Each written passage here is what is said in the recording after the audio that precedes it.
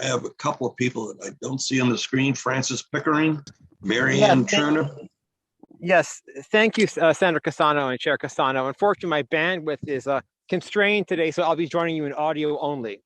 I appreciate the opportunity to speak in opposition to House Bill 5429. I submitted on behalf of the Western Connecticut Council of Governments extensive testimony on this bill.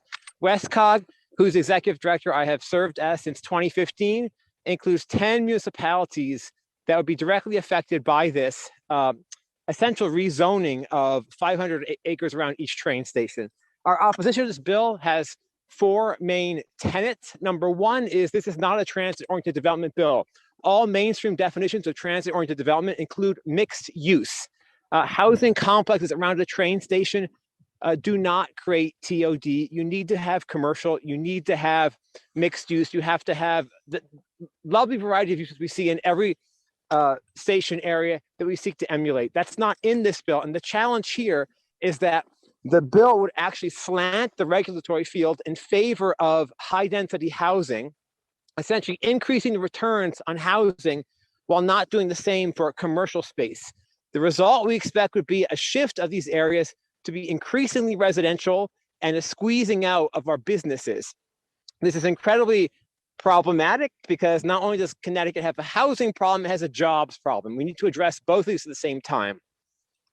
Secondly, this bill doesn't actually address affordable housing, it gives lip service with a 10% set aside for affordable units. Well, the reality is developers right now effectively can by right develop in station areas under 8-30G. But for that, they're required to have a 30% set aside, not a 10% set aside.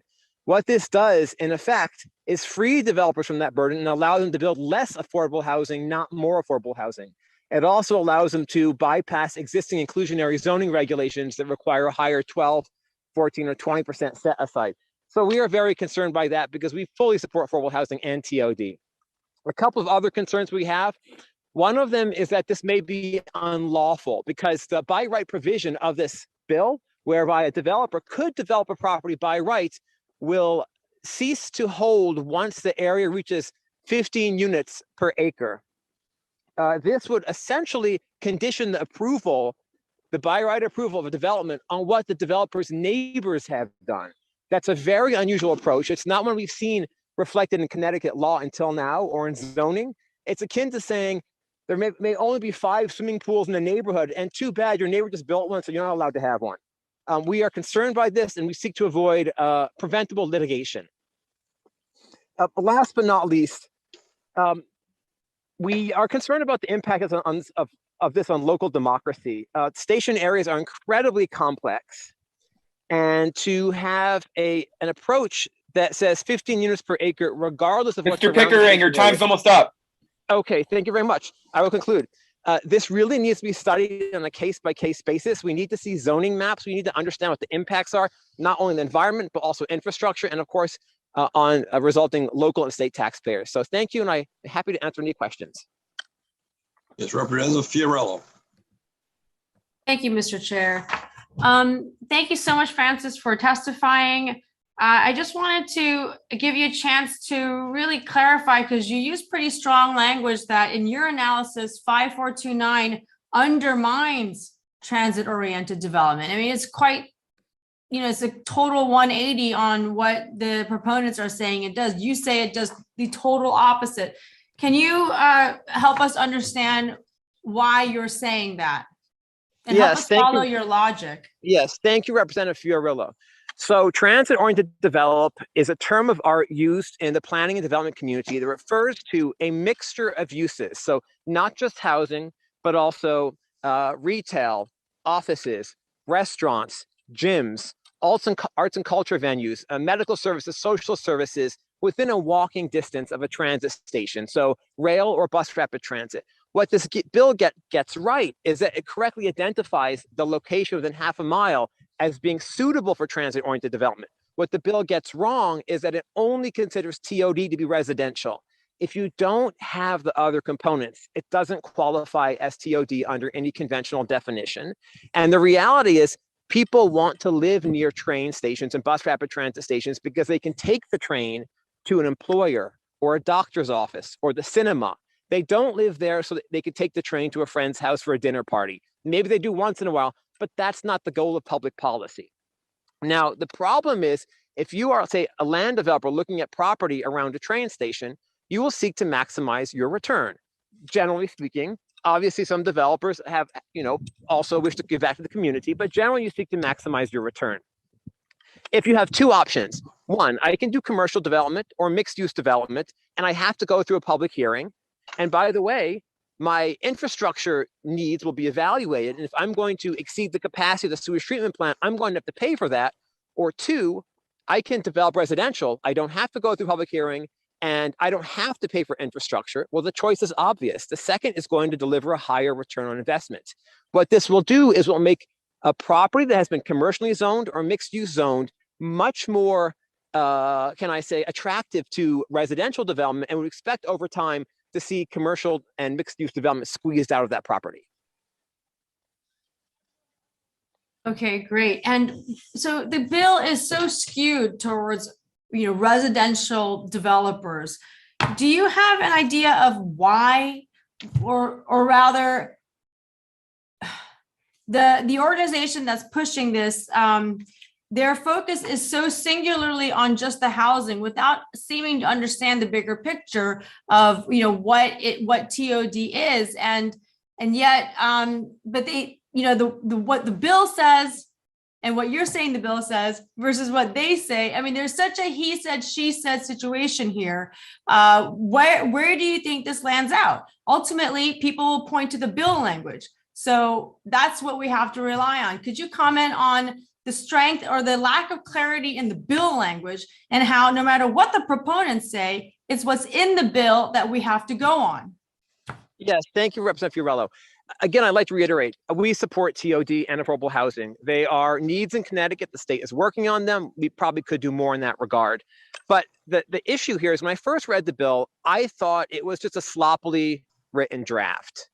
But when I reread it, it's very clear in the choice of language. For instance, the term minimum average overall gross density was not selected accidentally. That's not a term that is used in state law or in any zoning code with which I'm familiar. What that essentially does is instead of applying density on a parcel by parcel basis, it rolls it out to an entire area and says, well, if your neighbors are not developing, if they're not maximizing their use of the land, we'll let you maximize, suck up all the units that they're not building and put in a high rise, for instance. And so to me, it's very clear that that language was specifically chosen for a certain purpose, and that there is some motive behind this, probably to reduce the cost of market rate residential development. I suspect the bill is probably confusing on purpose. But I really don't have any special insight to how the bill was drafted or what motives beyond that are. And just one more question is, we're all waiting for the towns to work on their 830J plans. And in your work as WestCog, how the 830J plans should matter. So what impact do these kinds of bills like 5429 have on the work that towns are doing on their 830J plans? Well, the towns are under a statutory mandate to have those plans in place adopted by June 2022. And we've had a fantastic experience working on it. We're preparing a regional plan for most of the region. The other towns we've been working with them, and the towns are excited and there's momentum behind them. Of course, the implementation, the devil's always in the details. The implementation, we'll have to see how that works out. It'll take a couple of years to see, because changing zoning does not mean buildings pop up overnight. What I would say is every time a law is passed and then bills are introduced that would move the so-called goalposts, it often leads to inaction, because people say, well, why do anything? Because the legislature is going to change the rules in the game, move the goalposts on us anyway. And that's really regrettable. I think it's critical here that we double down on supporting 8-30J, get those plans out, implement them, and then evaluate how well they performed. And if they aren't performing, then maybe we need to come back with a statutory change. But not enough time has passed. Those plans have not even been adopted. I'd also like to mention that zoning is not the be-all and end-all of this. There are many costs that factor into development.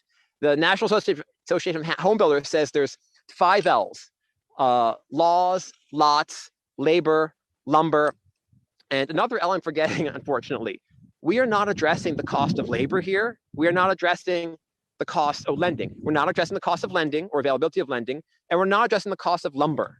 These are major issues that anybody who's done renovation in their home is intimately familiar with. There's a lot more we can do outside of zoning, including through the legislature, that could have a moderating effect on home prices. We've submitted extensive testimony to the Housing Committee on that. I'd be happy to share it with P&D as well if you're interested. We're interested. Thank you. Thank you, Representative. Senator Wong.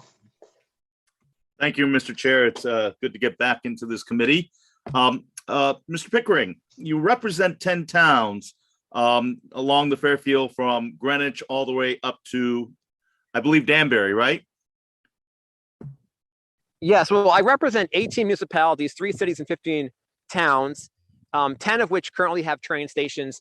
2 would like to have rail service reinstated. However, this bill is giving members pause about transit expansion. One municipality last week came out to me and withdrew the support for a transit expansion project, essentially killing it because of the threat of this bill. Thank you. And so you have 18 towns and municipalities, 3 large cities, which encompasses Danbury, Stamford, and Norwalk, correct? That is correct. And what is the consensus of your COG as relates to this bill? Was there a consensus? We had the exchange earlier with CCM, supporting this bill as an organization, when we're hearing from many of the local municipalities that are speaking today vehemently, if not strongly opposed to this bill. There seems to be a disconnect. Is there a disconnect with you and your COGs in regards to their concern and opposition to this bill? No, I do not believe so, Senator Wong. Our policy priorities for the last several years have emphasized maintaining community-based democracy, so local control. Yes, we support TOD. Yes, we support affordable housing. Yes, we support it when the state supports those things, but we universally come out against policies that would erode local control. I appreciate that perspective, because as much as we're talking about this, you cited Stanford as a terrific example where the TOD proposals could work, and they have undertaken that on their own initiative, and when it fits and local leadership have input, these policies have been put into effect. They don't need Hartford from a top-down one-size-fits-all to dictate that. They do it because the local municipalities know what is best in regards to what they need, and they look to partner with the state. Would that be a good example of what I said? Yes, in fact, our region has numerous TOD plans, many of which are being implemented, some of which unfortunately are lying on a shelf for a lack of state assistance. We'd love to have a conversation with the executive legislative branch about that in the future. Speaking of Stanford, what I would like to say about Stanford is they've done a tremendous job of creating more housing near the train station. But creating housing voluntarily and locally near the train station is very different than the state rezoning your central business district and saying all of those corporate headquarters that have relocated to Connecticut, we're now going to rezone those to be housing. It might be a different conversation with Stanford if it were the state saying, we want those to turn into housing. Well, Stanford is an interesting example because I've had the pleasure of visiting the Springdale neighborhood, and that is very different than the McKinney Transportation Center. Now, how would this law, if it was unilaterally imposed by 5429 from a top down, how would that affect the Springdale train station, where there are many residential communities that would be significantly impacted? Senator Wong, I don't have an exact answer for you because we haven't done the analysis to determine what the impacts would be. That would be the next step in any proposal. If this came before a local planning and zoning commission, it would be subjected to all this analysis, including mapping, which we haven't done. What I can say is that the 3 train station areas in Stanford are all very different, very diverse. They serve different purposes. They have different economic bases. Some are more residential, some are more commercial, and that they really require different zoning strategies to maximize their highest and best uses. To say 15 units per acre for all of them with the same walking distance is probably not appropriate. Thank you for that clarification. And I see Representative Michelle will follow me, and he represents Stanford, so he could offer some insight. One other additional question is, there's been a question, and I appreciate the proponents of this bill in raising the environmental and watershed and coastal considerations in the proposal of this bill, and there are some exemptions to it. But I'm equally concerned in knowing that high density buildings require runoff, and when you have large buildings and concrete spacing and walk areas and infrastructure, that even though you are not building in a wetland area or coastal impacted area, the significant runoff that you will have from those high density buildings will eventually impact those environmental sensitive areas. So I know people have said you can't build on that, but if you're building right next to it and you're looking at significant concrete structure that removes absorption of high water flow or any impact, wouldn't that have an adverse environmental impact despite our best intentions? We've seen that in high density buildings, correct? It could have an adverse environmental impact. The question is how we reduce it and mitigate it.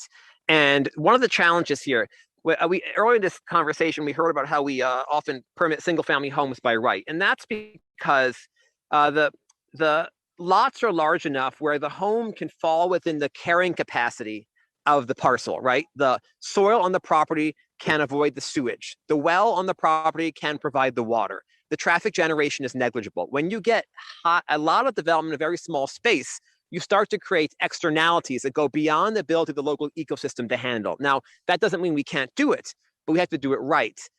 It could, in theory, be done by right if we had extremely comprehensive environmental regulations. Unfortunately, we don't have those in Connecticut. And so we often handle things by special permits because we haven't written 1,000-page zoning codes. So you're absolutely right. We do need a process to quantify, to evaluate the impacts, determine whether they're acceptable and how to mitigate them and how to pay for them. And that's what we handle right now through special permits. Thank you. And my closing comment is the fact that you represent a cog of 18 towns. And even for you, within a close proximity, you have realized that local control is integral, and that one size, even for 18 towns in a similar kind of eco-geographical area, is not palatable. That one size, even for your 18 towns. And I'm just concerned, in a closing thought, how you feel about the fact that, and thank you for serving on the Commission for Connecticut's Development and Futures, and having a role and being able to articulate from your expertise on this. But for 18 towns, you're considerate and respectful local control and governance. Can you imagine how Hartford, in the laws that we're considering, that will impact every municipality in a one size fits all? It seems very hard to accomplish. Well, if what we call Hartford if they were omniscient, right? If the state had perfect information, it might be possible, but we all know that's not the fact. And that the best information about a local situation is from the locals. And so it's just the way the world works. It's not feasible to micromanage the details of site development from a state capital. Thank you, Mr. Pickering. Thank you for your work. And thank you, Mr. Chair. For a moment, I thought Representative Michelle's backdrop of the hand was coming after me. So thank you very much, Mr. Chair. Thank you, Senator Juan. Representative Michelle, welcome. Thank you, Mr. Chair. Yes, I was attempting to change my background, and it did show a gigantic hand grabbing onto a house, because I was just thinking about the comment, and I don't really have a question. I just want to make some quick comments following that conversation, the exchange. That I did hear Ms. Pickering mention the development around the train station that included eminent domain for widening or for bike lanes implementations. That's why I have that graphic behind me temporarily, and I apologize if it's provocative. But I do have concerns with the language of the bill, and I had discussion with some of my colleagues. Even somebody said, "Well, that my interfering with a bill like this would be, it would be on the side of segregationists." I will say I don't believe it is, and I do agree that there's a balance between municipal powers and state powers, and they're not depending on party lines. They're depending on what the issue is that we're looking at, and the only concerns I have with the language is because there's various aspects of it that are pretty unclear to me. And I've had conversation even with Sarah Bronin in writing and with other people, or even Desegregate Connecticut, about the language. And there's still things that seem unclear to me. So I'm sorry I'm joining the conversation late. I was in other public hearings as well earlier, but I'm looking forward to more comments, hearing more comments, and continuing the discussion with my chairs. And thank you. Thank you, Rep. Thank you, Representative Michelle. Any other questions? Seeing none. Francis, thank you for your testimony. It's been very helpful. Appreciate you being here. Thank you. You too.